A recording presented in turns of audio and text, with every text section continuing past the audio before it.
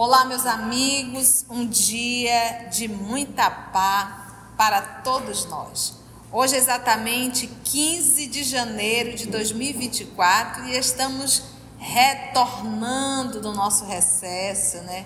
Feliz ano novo para todos vocês, para os nossos irmãos também que acompanham pelo nosso canal EOS Manaus. E hoje nós vamos estudar a obra Lázaro Redivivo. Vamos iniciar um novo capítulo, o capítulo 32, intitulado Buscando a Verdade. Mas vamos fazer a nossa prece, ouvir a nossa música que o professor Valdeir vai trazer para a gente.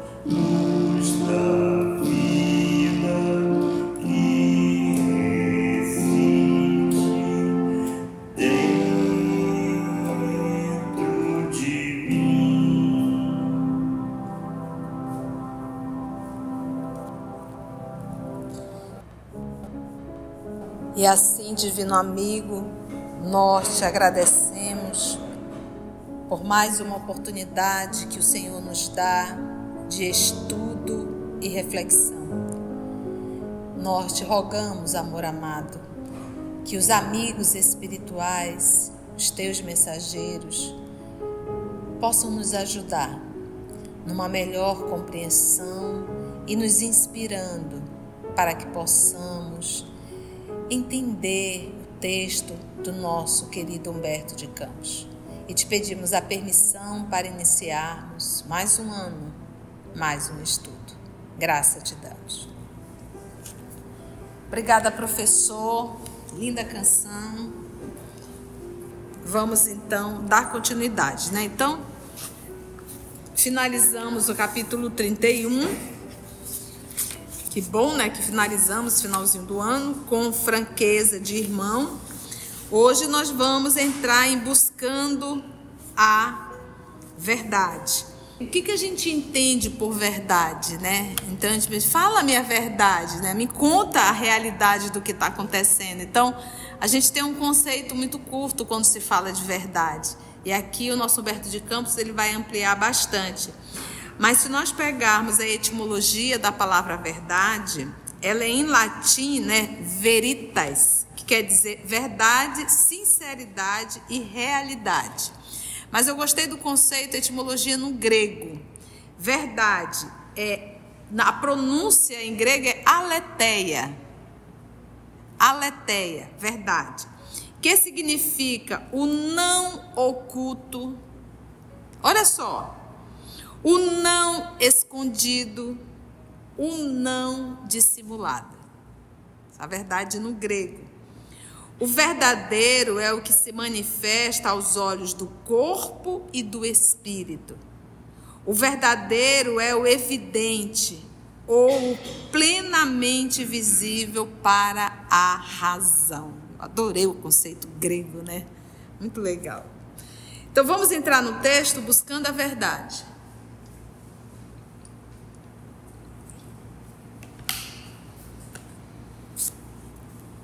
Muito estranha a reclamação dos companheiros da terra, diz Humberto de Campos, no capítulo da verdade. Invariavelmente, rogam que lhe digamos a realidade pura. Exigem-na como crianças teimosas, apaixonadas por um capricho qualquer. Entretanto, como se fosse bagatela o que pedem, solicitam manifestações quase burlescas, né? A palavra burlesca, gente, origina-se de burla. É um termo italiano que significa piada, ridículo ou gozação.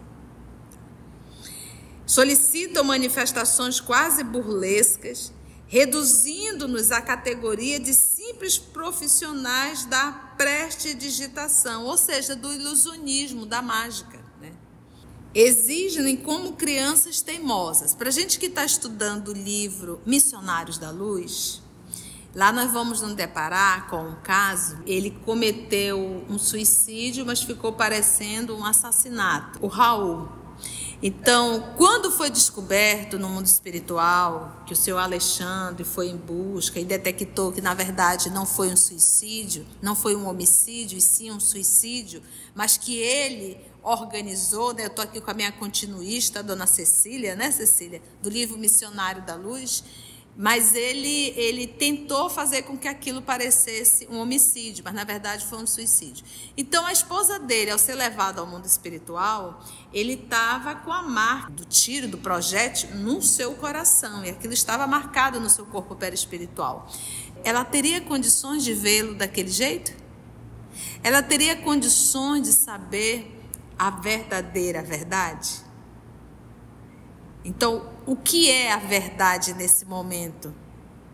Entende? É uma verdade que agride, é uma verdade que te coloca para baixo, é uma verdade que te destrói?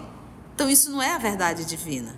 Isso é uma verdade humana. Então, a verdade ela é acompanhada do bom senso e da lógica. Né? Bom senso e lógica. É isso que a gente tem que entender. Então, a gente fala de verdade, mas sem entender o verdadeiro sentido do que é a verdade. Então, a verdade, nesse momento, era não comentar aquilo que ocorreu com o Raul. Porque se isso fosse feito, iria destruir a mãe, a esposa, e lembra a sobrinha, porque ela cuida de 2 idosos. Então, olha o tanto de prejudicados que teriam uma vez essa mulher estando desestruturada. Então, a verdade ela é o bem, não é o mal. Entende? Então, por isso que ele diz, invariavelmente rogam que lhe digamos a realidade pura, exigem-na como crianças teimosas. Quantas vezes a criança pede para brincar com fogo? Mas eu quero, é bonito, vai te queimar. Um adulto vai dar o fogo para a criança? Vai dar álcool para a criança acender? Não vai. Mas é uma criança teimosa. Ela acredita que aquilo é maravilhoso e não é. Como se fosse bagatela o que pedem, solicitam manifestações quase burlescas. O segundo parágrafo ele diz assim: determinado cavalheiro, se aquele já dando o exemplo não, ele está aqui testificando que ele como espírito vive, né? Nas rodas de exercícios mediúnicos, né? Determinado cavalheiro esconde o lenço na última gaveta da cômoda de pinho e aguarda-nos o pronunciamento. Devemos declarar a natureza do objeto, a qualidade do material com que foi fabricado, o móvel a que foi conduzido, com todas as especificações. Agora, tu imagina um espírito sério se submeter a isso? O cidadão vai, pega um lenço, vai, esconde lá da gaveta e diz assim, vamos ver se realmente o espírito vai adivinhar onde está isso. Se conseguimos a façanha, né, ou seja, a proeza, o feito, acreditará na sobrevivência, a sobrevivência do espírito. Então você para pensar, a gente pega um texto desse, muito bem escrito, isso já não seria o suficiente para testificar a vivência e a sobrevivência da alma? Eu preciso fazer essa brincadeirinha, eu vou esconder o anel em tal canto, se realmente for espírita ele vai saber que o anel está lá. Então você vê que a gente sai do macro para o micro. A gente sai de um exemplo muito maior e muito mais válido, que é um texto moral, para ficar brincando de esconde-esconde, com o espírito. E aí você me pergunta, e que tipo de espírito se submete a essas brincadeirinhas? Você consegue imaginar um doutor Bezerra de Menezes perdendo tempo com isso? Um senhor Emmanuel? Não fazem. Um texto de ordem moral, grandioso. Toda vez que eu leio as interpretações de Emmanuel em torno de um versículo do Evangelho, eu fico tonta. Da profundidade que ele dá em um versículo.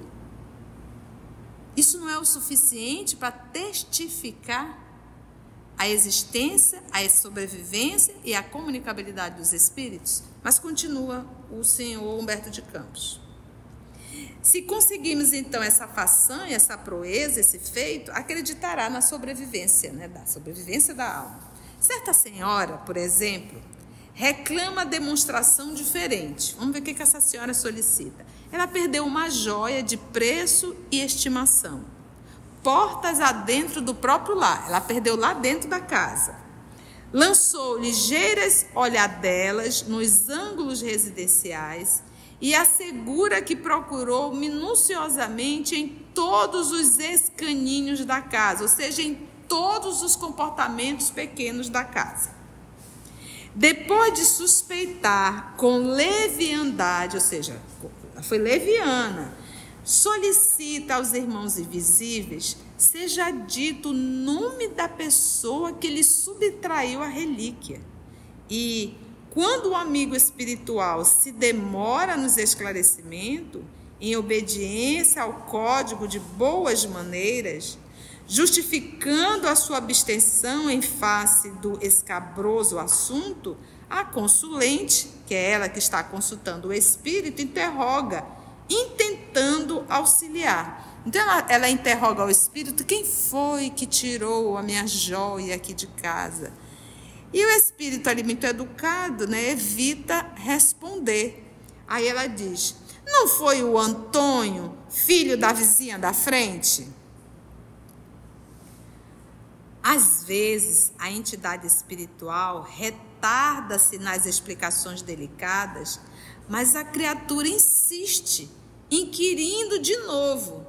Não teria sido a visita que esteve conosco na tarde de quinta-feira? Imagine-se, porém, a surpresa do espírito benevolente e sábio ante as inesperadas interrogações. Venceria tão grandes obstáculos vibratórios, desceria de zona tão elevada a fim de brincar de cabra cega ou descobrir objetos perdidos de damas preguiçosas ou malevolentes? Espírito tão nobre, vencer barreiras, né? Se predispor a se comunicar para vir aqui estar brincando de esconde-esconde de objeto, ou de estar dizendo, o seu brinco que a senhora perdeu caiu lá no banheiro. É para acabar. Não tem como. Acreditam outros que, pelo fato de havermos abandonado o envoltório físico, sabemos tudo que se relaciona com a vida e com a morte. Aqui, novamente, a gente pega o livro Missionário da Luz. Quando a esposa do senhor Raul, acompanhado da sua prima, Etelvina e Esther, Etelvina e Esther foram à busca do senhor Alexandre. A Etelvina tinha esse laço mais estreito com o senhor Alexandre e pôde interceder por Esther. E ela chegou lá e disse, olha, ela está viúva, o esposo foi assassinado, ela está muito triste, ela queria muito ter notícia. Aí o Alexandre olhou, Alexandre não sabe quem é Raul. Não sabe que ano, que mês, como, nada, ele não sabe. Porque o fato de ser espírito não quer dizer que saiba tudo. Aí o que ele fez nesse primeiro momento? Confortou a Esther e disse que iria verificar tudo. Então, uma vez a Esther retorna ao corpo, e disse, agora vamos descobrir o que aconteceu. Foi até o local onde ele foi assassinado, chegou lá, sempre tem os espíritos vigilantes, né, que chamam de visitador. Em cada quadra nós temos espíritos responsáveis. E ele disse, não foi homicídio, ele cometeu suicídio. Pronto, Alexandre já tomou um suicídio, foi. E onde ele está? Ele explicou todo o processo do suicídio. Então, ou seja, o fato de ser espírito, isso não dá a ele o conhecimento de tudo. Você tem noção quantos bilhões de espíritos existem? Encarnados e desencarnados? Como é que eles vão dar conta de tudo, gente? Tem que se direcionar. Então, é por isso que nós temos que orarmos uns pelos outros. Não tem um dito assim, quem não é visto não é lembrado? Então serve também para oração. Oremos uns pelos outros, oremos por aqueles que partiram, né? Porque se você tiver uma boa equipe espiritual, se você tem essa equipe de afinidade no trabalho que você realiza, olha como você pode interceder pelo ente querido seu que partiu. Então devemos sim, porque Deus ajuda seus filhos através dos próprios filhos. A gente vê isso nas obras de André Luiz. Espíritos ajudando espíritos, encarnados e desencarnados. Olha, a gente vê aqui no caso da Esther e da Etelvina. Etelvina intercedendo pela prima. Então, é assim que a misericórdia divina faz. Que nós possamos nos ajudarmos uns aos outros. Planejam experiências engraçadas, nas quais o mensageiro invisível deve ler o trecho tal a folhas tantas, no livro oculto entre centenas de volumes outros, alusivos, né, referente a variados assuntos. Se o companheiro desencarnado consegue satisfazê-los, admitem a visita da verdade que, para eles, se reduz a punhado de demonstrações pequeninas. Entendeu? Não, se realmente é verdade que o Espírito está aqui, ele vai ler o texto que eu estou pensando aqui. Não. Pode ser um espírito da terceira ordem, vai fazer o que ele está pedindo e depois vai contar para ele as mentiras. Entende? Logicamente, tudo isso é possível. Encontrar objetos ao abandono e realizar experiências telepáticas constituem ocupações agradáveis a muitas entidades que cercam a inteligência humana, como causam enorme prazer aos jovens de recados certas intimidades domésticas que o visitante educado consideraria grosseiras e ridículas indiscrições. Olha o que ele interessa. Então, um espírito leviano vai adorar essa brincadeira. Vai adorar. Ai, vou já dizer aqui para ele, foi o Antônio, sim, que roubou a sua joia. E às vezes nem foi o Antônio. Porque o fato de ser espírito, isso não testifica que o que ele fala é verdade. Entende? Por isso que a gente tem que ter muito cuidado. Tá bom? Então, um espírito leviano, brincalhão, que está ali em torno, ele poderá. Mas um espírito nobre, ocupado, tem muito trabalho a fazer, não vai se predispor a esse tipo de brincadeira, a esse tipo de situação. Minha senhora, eu tenho mais do que fazer do que estar preocupado com o seu brincozinho de ouro que a senhora perdeu. Para ter mais cuidado com as suas coisas, né? Então, é isso que a gente tem que entender, o nível, o tipo. Por isso que ele finaliza assim, ó, como causa enorme prazer ao jovem de recado certas intimidades domésticas que o visitante educado, consideraria grosseiras e ridículas indiscrições, né? Então, enquanto tem jovens que chegam numa casa e adoram saber as intimidades da casa, uma pessoa mais, como diz assim, um visitante educado, acha extremamente desagradável você estar falando das intimidades da sua casa para um convidado, né? Às vezes tem coisa desagradável, né? Você senta com alguém, vai conversar e a pessoa começa a falar a intimidade do casal e às vezes do próprio... Isso é desagradável, isso não é coisa que se faça. Intimidade da casa? Não, isso não... Não, por favor, um monte de assunto. Não é assim. Então, um visitante educado, ele não permite ouvir isso. A mesma forma, espírito superior. Não se submete a esse tipo de brincadeiras ou de curiosidades vãs, não é? Objetar-se-á, talvez, que existem nos dois planos pessoas que se consagram a esse gênero de investigações com objetivo científico. A moderna psicometria, né? A psicometria é a capacidade de alguns médios de pegar os objetos e até mesmo lugares e falar um pouco do proprietário daquele objeto, né? Então, agora estudando a obra Voltei, lá o nosso irmão Jacó, que é o seu Frederico Figner, ele fala que no processo do desenlace dele, o doutor Andrade, o doutor Bezerra de Menezes, que estava acompanhando o processo, ele disse, nós vamos ter que tirá-lo nesse momento do quarto, porque os objetos pessoais dele do quarto estavam atrapalhando o desenlace, por conta da vibração dos objetos, aquilo estava aprisionando o senhor Frederico Figner. Então, todos os nossos objetos, eles estão impregnados com as vibrações do proprietário. Então, imagina quando nós vamos assim no antiquário.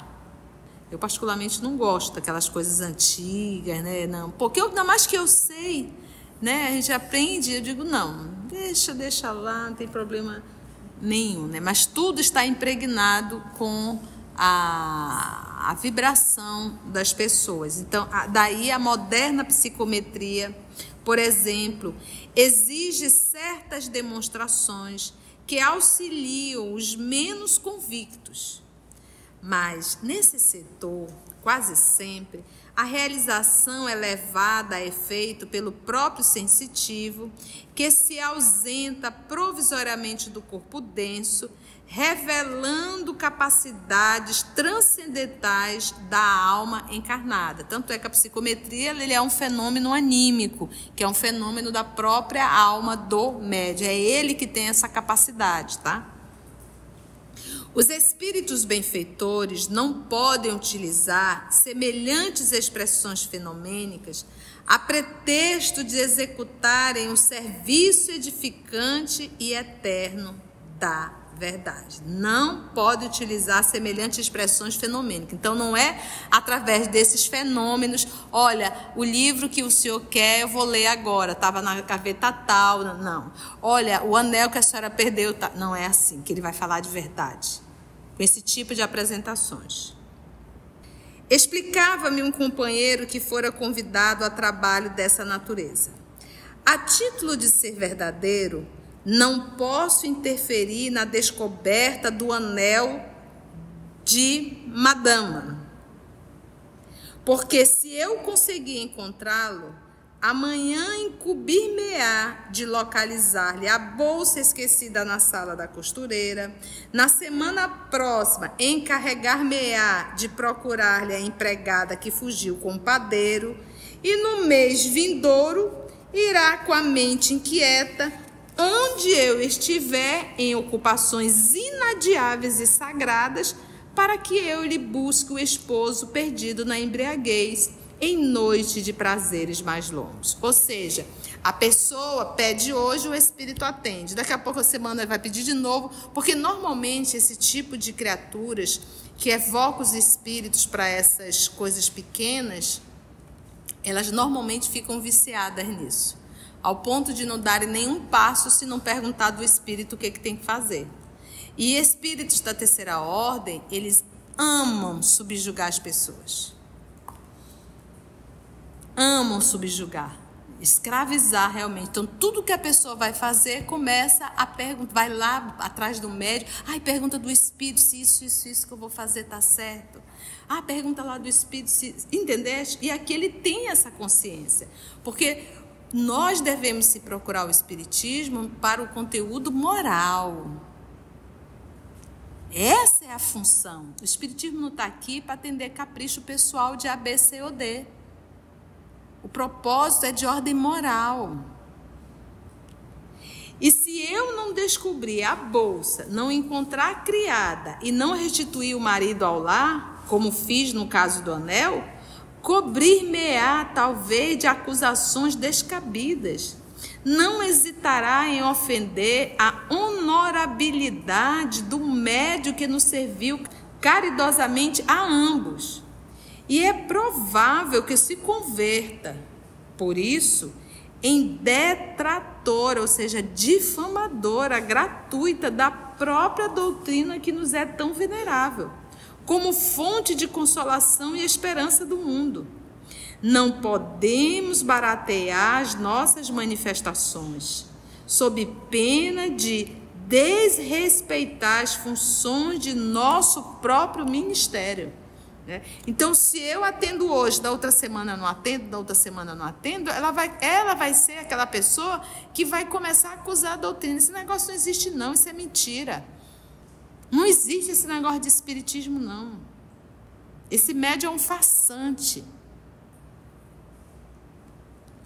Outro amigo nosso, bondoso, facultativo, ou seja, médico desencarnado, asseverava-me há tempo: a maioria dos doentes, dos enfermos terrestres, roga-nos diagnósticos infalíveis e esclarecimentos exatos, reclamando sejam informados com realidade absoluta, alegando que nós, os espíritos, exonerados da carne, demitidos, saídos da carne, devemos ser rigorosamente verdadeiros.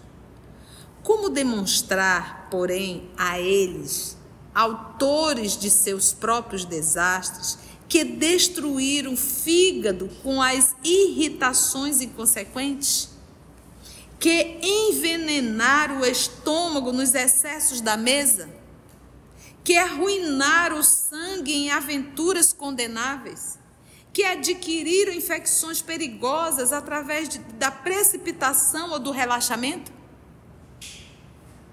Porque a gente chega, eu quero que o senhor me fale a verdade, o que eu tenho? O que você tem? Falta de vergonha. O que você tem? Vícios alimentares. O corpo já estragou, porque você não educou a boca.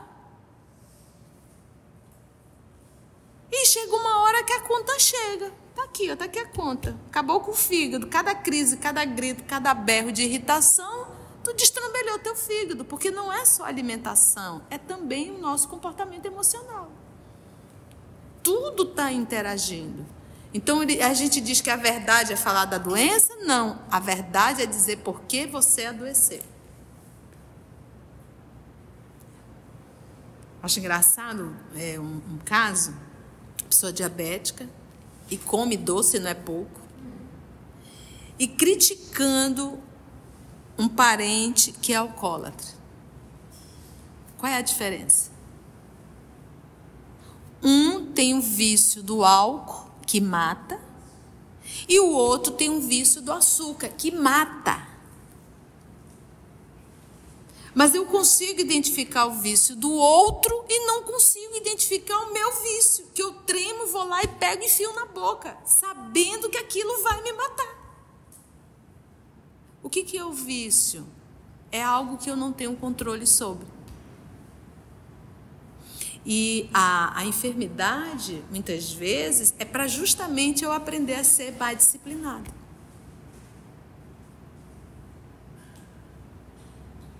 Esse é o propósito da enfermidade, para que eu me torne uma pessoa mais disciplinada, né? Nós estamos ali em regime de prisão.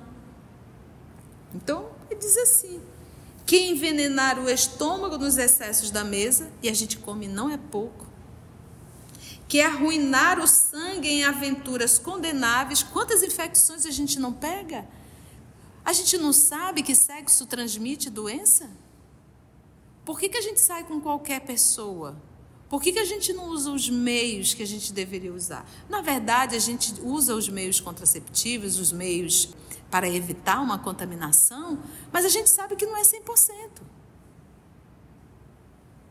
Então, não é faça o que der na cabeça, mas use preservativo. Não, gente, isso é a pior forma de educar uma nação.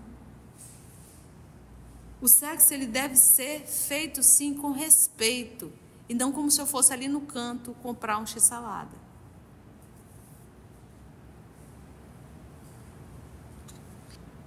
Se lhes mostrarmos o quadro de responsabilidades em que se encontram envolvidos nos processos patológicos das enfermidades, talvez não consigam permanecer no corpo senão algumas horas depois de nossas declarações. Tamanho susto. Porque uma coisa é eu nascer com a enfermidade.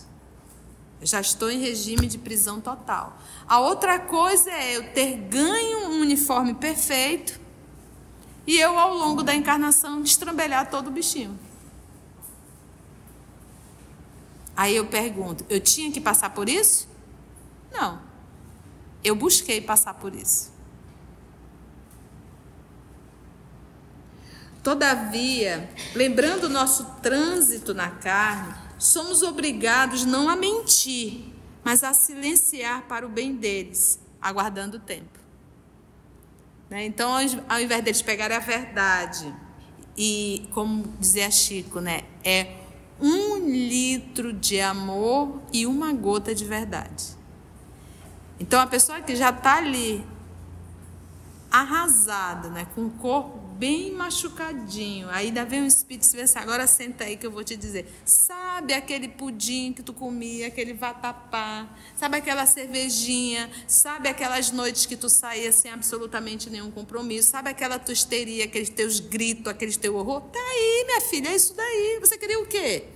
Você queria permanecer com um corpo saudável? Tu imagina eles falando isso pra gente? A gente ia morrer ali mesmo. Então, eles não fazem isso. O que eles fazem? Silenciam. Para o bem deles, aguardando o tempo. Utilizando a serenidade, conseguimos salvar alguns patrimônios e preservar algumas forças que ainda prestam aos nossos amigos do mundo valiosos serviços. Segundo observamos, pois, a verdade, mesmo para os que já se transferiram para a região invisível da terra, é sagrada revelação de Deus no plano de nossos interesses eternos, que ninguém deve menosprezar no campo da vida. Está aqui o conceito de verdade. A verdade, mesmo para os que já se transferiram para a região invisível da terra, é sagrada revelação de Deus no plano de nossos interesses, que são de ordem o quê? Eternos, e que ninguém deve menosprezar no campo da vida. Sagrada revelação de Deus. Que é a verdade? Perguntou Pilatos, presunçosamente a Jesus. Está no Evangelho de João, capítulo 18, versículo 38. O mestre, porém, respondeu-lhe com um sublime silêncio. Que expressão da verdade poderia ser dada aos homens naquela hora angustiada de Jerusalém, na qual a mentira dominava os judeus e romanos empenhados no processo da cruz? Como encher de mel o vaso transbordante de vinagre? O conhecimento supremo, como divina revelação, ainda há pouco ele não falou? Olha só, os que já se transferiram para a região invisível da terra é sagrada revelação de Deus, no plano de nossos interesses eternos. Aí volta lá. O conhecimento supremo, como divina revelação, não é um bem transmissível. Tinha como Jesus transmitir esse bem para Pilatos? Não, é uma conquista. O conhecimento supremo é uma conquista. Como divina revelação, não é um bem transmissível. Todos os filhos de Deus, na terra ou fora da terra, estão procurando adquiri-lo. Adquirido o quê? O conhecimento supremo. Ninguém, portanto, reclame dos amigos desencarnados demonstrações que lhe solucione esse problema de integração com a luz divina. A verdade não constitui edificação que se levante por informações alheias no caminho da vida. A verdade, gente, é realização eterna que cabe a cada criatura consolidar aos poucos. Dentro de quem? Si mesma. Dentro de si mesma, utilizando a própria consciência. Então, quando o senhor Alexandre, no Missionário da Luz, se vamos ocultar o que aconteceu, ele está pautado nisso aqui, nessa sagrada revelação de Deus. Por amor ao Raul e por amor a Esther, o melhor é não contar o que aconteceu. Foi bom, gente? E assim nós conseguimos finalizar o capítulo 32. Antes de orarmos em agradecimento, vamos ouvir algumas considerações da tia que destacamos neste estudo para a reflexão dos ensinamentos. Vamos aos destaques da tia? O fato de ser espírito, isso não dá a ele o conhecimento de tudo. Você tem noção quantos bilhões de espíritos existem? Encarnados e desencarnados? Como é que eles vão dar conta de tudo, gente? Tem que se direcionar. Então é por isso que nós temos que orarmos uns pelos outros. Não tem um dito assim, quem não é visto não é lembrado? Então serve também para oração. Oremos uns pelos outros, oremos por aqueles que partiram. Porque se você tiver uma boa equipe espiritual, se você tem essa equipe de afinidade no trabalho que você realiza, olha como você pode interceder pelo ente querido seu que partiu. Então devemos sim, porque Deus ajuda seus filhos através dos próprios filhos. Nós devemos se procurar o Espiritismo para o conteúdo moral. Essa é a função. O Espiritismo não está aqui para atender capricho pessoal de A, B, C ou D. O propósito é de ordem moral. Está aqui o conceito de verdade.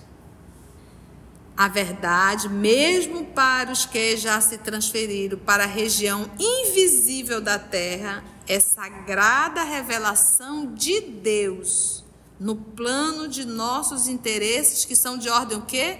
Eternos, e que ninguém deve menosprezar no campo da vida. Se você chegou até aqui o final, deixa seu comentário. É muito importante a gente poder ler o teu comentário. Não esqueça de curtir para que possa divulgar a página, dar o seu like, E, se possível, faça a sua inscrição no nosso canal e toca o sininho. Porque quando você toca o sininho, o YouTube avisa para você quando o EOS publicar um novo estudo. Então, receba um grande abraço da família EOS Manaus. Assim, concluindo o nosso estudo de hoje e agradecendo o nosso Mestre Jesus por mais este momento de aprendizado. Vamos orar? Agradecemos muito a Deus, nosso Pai, sempre por essa oportunidade que Ele nos dá de estarmos aqui, por essa casa que nos acolhe. Agradecemos ao nosso Mestre Jesus e aos amigos espirituais que conduziram mais uma vez o nosso estudo. Se Deus nos permitir, até o nosso próximo encontro. Graça te damos, Senhor.